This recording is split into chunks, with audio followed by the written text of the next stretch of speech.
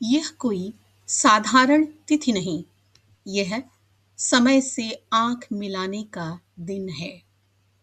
जब सूर्य मकर में प्रवेश करता है तो प्रश्न उठता है, क्या हमारी चेतना भी किसी स्पष्ट दिशा में बढ़ रही है?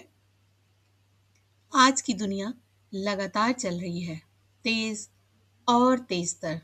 डिजिटल संकेतों, सूचनाओं और शोर के बीच मनुष्य ने गति तो पाली है, पर दिशा खोता जा रहा है। मकर संक्रांति इसी खोई हुई दिशा की सांस्कृतिक स्मृति है।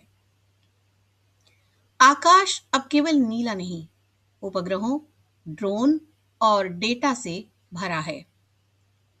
फिर भी छतों पर उड़ती पतंगें हमें याद दिलाती हैं कि उड़ान अब भी संबंधों से बंधी है। डोर हाथ में हो तो स्वतंत्रता उच्छृंखल नहीं होती, वो उत्तरदायी बनती है। खेतों की भाषा बदल रही है, ऋतुएं असमय आती जाती हैं, मिट्टी थकने लगी है और जल स्मृति बनता जा रहा है। केवल फसल का उत्सव नहीं, धरती के साथ नया नैतिक संवाद है कि विकास संरक्षण के बिना अधूरा है। तिल और गुड़ आज उपभोक्तावादी चमक के विरुद्ध एक शांत प्रतिरोध हैं। वे कहते हैं, कम भी पर्याप्त हो सकता है और साधारण भी मधुर।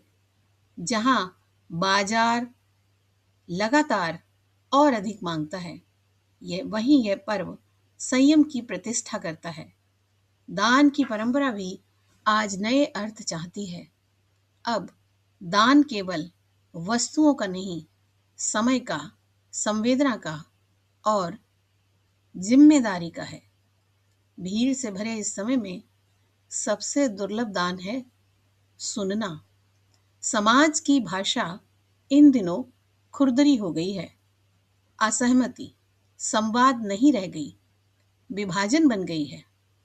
मकर संक्रांति गुड़ की तरह याद दिलाती है कि सत्य यदि मधुर ना हो तो वो संवाद नहीं रचता।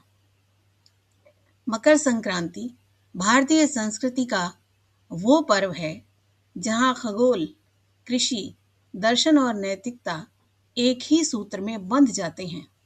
सूर्य की गति मन की गति बन जाती है।